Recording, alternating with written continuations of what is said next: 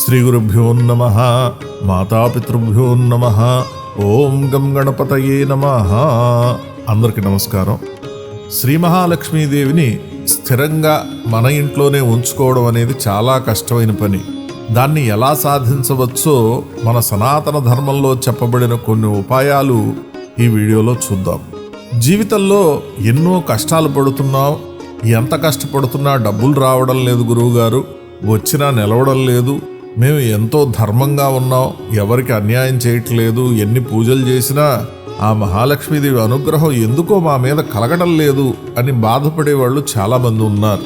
ఇలా జరగటానికి కర్మఫలంతో పాటు తెలుసో తెలియకో చేసుకునే కొన్ని తప్పులు కారణం. వాటిని గనక తగ్గించుకుంటే శ్రీ మహాలక్ష్మీదేవి అనుగ్రహం సంపూర్ణంగా కలిగే అవకాశం ఉంటుంది.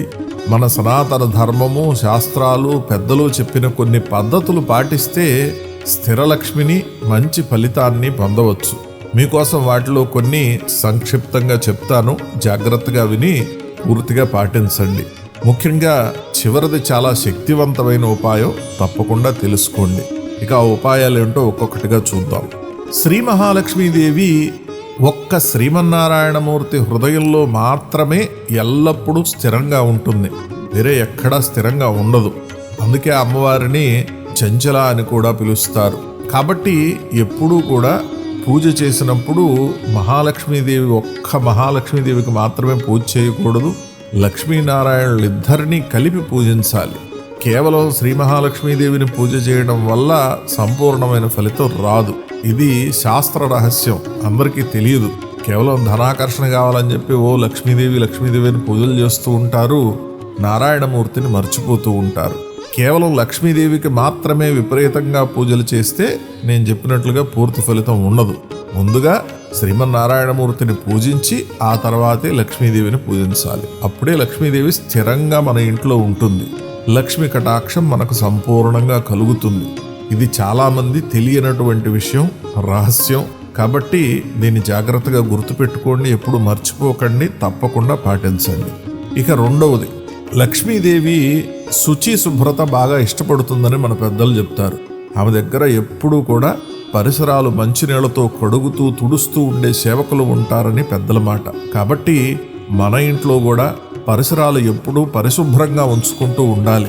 మాసిపోయిన బట్టలు, పక్క దుప్పట్లు, బూజు పట్టిపోయినటువంటి గోడలు, పాచిపట్టిన అంట్లు, దుమ్ము కొట్టుకుపోయిన పుస్తకాలు, వస్తువులు, దొలపనటువంటి గడపలు, పాచిన పళ్ళు, మాసిన తలలు, దువ్వని జుట్లు, ఇలాంటి దరిద్రాలు ఏవీ కూడా లేకుండా జాగ్రత్తగా చూసుకోవాలి. శుభ్రత అంతా కూడా ఆడవాళ్ళు మాత్రమే ఇంట్లో చెయ్యాలి అని కాకుండా మగవాళ్ళు కూడా కాస్త పనులు పంచుకుని ఇల్లంతా శుభ్రంగా ఉంచుకోవాలి. ఇల్లు పరిశుభ్రంగా ఉంచుకుంటేనే ముందు మన మనస్సులు బాగుంటాయి, ఆరోగ్యాలు బాగుంటాయి, ఆ లక్ష్మీదేవి కటాక్షం కూడా కలుగుతుంది. ఆ లక్ష్మీదేవి మన ఇంట్లో స్థిరంగా తప్పకుండా ఉంటుంది. ముగ్గులేని వాకిట్లో, పసుపు రాయని గడపల్లో కాలు పెట్టదు మహాలక్ష్మీదేవి అని పెద్దల మాట. ఇంటి శుభ్రత, వంటి శుభ్రత బాగా చూసుకునే వాళ్ళ ఇళ్లల్లో లక్ష్మీదేవి ఖచ్చితంగా తాండవిస్తుంది. కనీసం స్నానాలు కూడా చేయకుండా సెంట్లు కొట్టుకొని రోజు గానిచ్చేద్దాం అనుకునే వాళ్లకు దరిద్రం తప్ప ఏమీ మిగలదు, గుర్తుపెట్టుకోండి. ఇక మూడవ ఉపాయం, లక్ష్మీదేవి ఎప్పుడూ కూడా ప్రశాంతమైన వాతావరణం ఇష్టపడుతుంది. కాబట్టి ఇంట్లో ఎప్పుడూ ప్రశాంతమైన వాతావరణం ఉండేలాగా చూసుకోవాలి. కేవలం బయట శుభ్రతే కాదు, మనస్సులు కూడా శుభ్రంగా ప్రశాంతంగా ఉంచుకోవాలి. ఎప్పుడూ ఒకళ్ళపై ఒకళ్ళు అరుచుకోవడం, కోపంగా ప్రవర్తించడం, కొట్టుకోవడం, తిట్టుకోవడం, వస్తువులు విసిరిగొట్టడం, కుట్రలు పనడం, ఇంట్లో వాళ్లపైనే ఒకళ్ళపై ఒకళ్ళు ప్లాన్లు వేసుకోవడం, చాడీలు చెప్పడం, ఇలాంటివన్నీ చేయకూడదు. ఇలాంటివి ఇంట్లో ప్రశాంతత లేకుండా చేస్తాయి. వాటన్నిటినీ దూరం పెట్టుకోవాలి.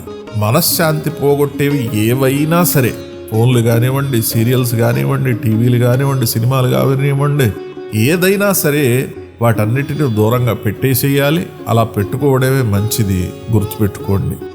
మానసిక ప్రశాంతత ఎప్పుడు ఉంటుందో అప్పుడు లక్ష్మీదేవి స్థిరంగా ఇంట్లో నిలబడుతుంది. ఇక తర్వాతది, ఏ ఇంట్లో అయితే కుటుంబ సభ్యులు ప్రేమానురాగాలతో ఉంటారో, ఏ ఇంట్లో పిల్లలు పెద్దల్ని గౌరవించి వినయ విధేయతలతో ఉంటారో, ఏ ఇంట్లో పెద్దలు పిల్లల్ని ప్రేమతో ఆప్యాయంగా లాలిస్తూ పెంచుతారో, సఖ్యతతో సామరస్యంగా ఉండే ఇంట్లో కుటుంబ సభ్యులంతా అలా ఉంటే లక్ష్మీదేవి స్థిరంగా ఉంటుంది, ఆ ఇంట్లో ఉండటానికి ఇష్టపడుతుంది. ఇదే సత్యం. ఇక తర్వాత ఇంకొక ముఖ్యమైన విషయం ఏంటంటే, లక్ష్మీ కటాక్షం ఎప్పుడూ కూడా శ్రద్ధతో శ్రమతోనే లభిస్తుంది.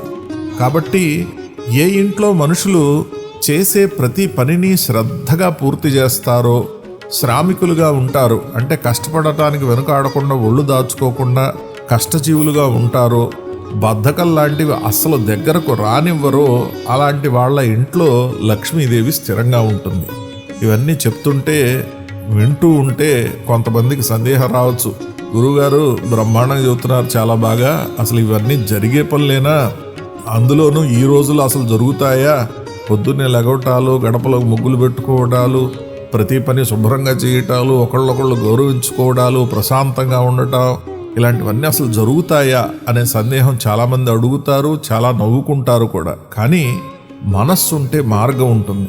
సాధ్యమైనంత వరకు మనం వీటిని పాటించడానికి ప్రయత్నం చేయాలి. శాస్త్రం చెప్పినటువంటి వాటిని పాటించటం మన ధర్మం.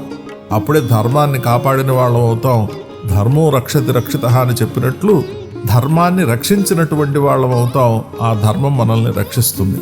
నిజానికి సనాతన ధర్మం పాటించే హిందువుల ఇళ్లలో ఇవన్నీ నేను చెప్తున్నవన్నీ కూడా తరతరాల నుంచి పాటిస్తున్నటువంటి పద్ధతులే. ఈ కాలంలో కొంత గ్యాప్ రావడం వల్ల అందరికీ తెలియడం లేదు.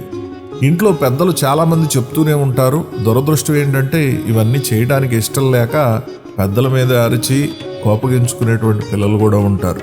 సరే, ఆ విషయాన్ని అడుపెట్టి తర్వాత ఉపాయం చెప్తాను వినండి. పుణ్య మార్గంలో ఉంటూ ధర్మాన్ని ఆచరిస్తూ వీలైనంత వరకు పాపకర్మలకు దూరంగా ఉండే వాళ్లకు లక్ష్మీదేవి అనుగ్రహం త్వరగా లభిస్తుంది. స్థిర లక్ష్మి నిలుస్తుంది. ధర్మాన్ని వదిలిపెట్టని వాళ్లను మాత్రమే లక్ష్మీదేవి వదిలిపెట్టదు. ఇది రహస్యం, గుర్తుపెట్టుకోండి. ఎందుకంటే మనిషి జీవితంలో లక్ష్మీ కటాక్షం ఏ రూపంలో ఎప్పుడైనా రావచ్చు, కానీ అది ఖచ్చితంగా వాళ్ళ పుణ్య ఫలితమే. ఈ జన్మలో చేసుకుంది కానీ పూర్వజన్మలో చేసుకుంది కానీ, ఎంతో పుణ్యం చేసుకుంటే కానీ లక్ష్మీదేవి కటాక్షం రాదు. కానీ ఈ జన్మలో పుణ్య ఫలితాన్ని పూర్తిగా అనుభవించేసి పుణ్యం సంపాదించుకోకుండా ధర్మం పాటించుకోకుండా ఉంటే లక్ష్మీదేవి నిలవదు. ఆ పుణ్య ఫలితం ఎప్పుడైపోతుందో లక్ష్మీదేవి వెంటనే వెళ్ళిపోతుంది. కాబట్టి ధర్మాచరణ లక్ష్మీదేవి నిలబడటానికి, స్థిరంగా ఉండటానికి ముఖ్యమైనటువంటి సూత్రం అని మర్చిపోకండి. ఇంకా చాలా చాలా ఉన్నాయి. అన్ని క్లుప్తంగా సూక్ష్మంగా చెప్తాను, జాగ్రత్తగా వినండి వరుసగా. ప్రతిరోజు ఉదయము సాయంత్రము దీపారాధన చేసి భగవంతుడి దగ్గర దీపలక్ష్మి రూపంలో ఆ మహాలక్ష్మీదేవిని చూడటం వల్ల స్థిరలక్ష్మి కలుగుతుంది. ఇంకా ప్రతి మంగళవారం, గురువారం, శుక్రవారం కనకధారా స్తోత్రం వంటి మహాలక్ష్మి స్తోత్రాలు ధ్యానంతో చదవటం కానీ లేదా వినటం కానీ చేస్తే లక్ష్మీ కటాక్షం లభిస్తుంది. శ్రావణ మాసంలో శుక్రవారాలు తప్పకుండా నియమాలు ఉంటూ వరలక్ష్మి వ్రతాన్ని శ్రద్ధగా చేయడం వల్ల ఆ సంవత్సరం అంతా కూడా లక్ష్మీ కటాక్షం లభిస్తుంది. ఇంటిని, ఇల్లాలిని, తల్లిని, చెల్లిని జాగ్రత్తగా చూసుకోవడం యజమాని బాధ్యత. ఎవరైతే అలా చూసుకుంటారో, వాళ్ళను బాధ పెట్టకుండా ఉంచుతారో వాళ్ళ ఇంట్లో లక్ష్మీదేవి స్థిరంగా ఉంటుంది. ఆడంబరంగా డాబులకు పోకుండా కలిగిన దాంట్లో మంచి పనులకు, ధర్మకార్యాలకు డబ్బులు ఖర్చు పెట్టడం వల్ల లక్ష్మీదేవి స్థిరంగా ఉంటుంది. పాలల్లో, మంచినీళ్లల్లో, పాడి పంటల్లో, పసిపిల్లల్లో, వాళ్ళ నవ్వుల్లో, పువ్వుల్లో, పచ్చని పైరుల్లో, ఆకుల్లో, ఇలాంటి వాటన్నింటిలో కూడా లక్ష్మీదేవి యొక్క శక్తిని ఎల్లప్పుడూ దర్శించటం వల్ల, వాటన్నిటిలో ఆ తల్లి ఉన్నట్లుగా మనం భావించటం వల్ల, అలా కంటిన్యూస్గా చూడటం అలవాటు చేసుకోవడం వల్ల మెల్లమెల్లగా మనకు లక్ష్మీ కటాక్షం పెరుగుతుంది.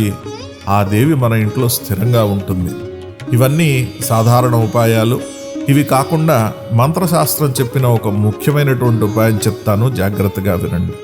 లక్ష్మీదేవిని యంత్ర రూపంగా, శ్రీయంత్ర రూపంగా ధనాకర్షణకు, ఐశ్వర్యాన్ని పెంచుకోవడానికి ఆ తల్లిని యంత్ర రూపంలో గనక అనుష్ఠాన ప్రకారం, శాస్త్ర ప్రకారం పూజ చేసుకుంటే మన పాపకర్మలు, దోషాలు మొదలైనటువంటి తొందరగా తొలగుతాయి. లక్ష్మీదేవి కటాక్షం కలుగుతుంది. అయితే ఇది కొంచెం జాగ్రత్తగా నియమాలతో చేసుకోవాల్సినటువంటి పని సరైనటువంటి గురువు దగ్గర తెలుసుకొని చెయ్యాలి. యంత్రం రాగితో కానీ వెండితో కానీ బంగారంతో కానీ తయారు చేయించుకొని నిత్యం నియమాలతో పూజిస్తే ఖచ్చితంగా మంచి ఫలితం వస్తుంది. నిజంగా నియమాలు పాటించగలం అనుకునేవాళ్ళు, భక్తి శ్రద్ధలతో నమ్మకంతో పూజ చేసుకునే వాళ్ళు ఎవరైనా యంత్రం కావాలంటే ఫోన్లో సంప్రదించండి. ఇంతటితో నియమాలు విశేషాలు అన్నీ పూర్తయ్యాయి. స్థిరలక్ష్మి కలగటానికి కావాల్సినటువంటి ఉపాయాలను చాలా వరకు తెలుసుకున్నాం కదా. వచ్చే వీడియోలో మరో కొత్త విశేషంతో కలుద్దాం. అప్పటి వరకు సెలవు. సర్వే జనా సుఖినో భవంతు. ఓం తత్సత్.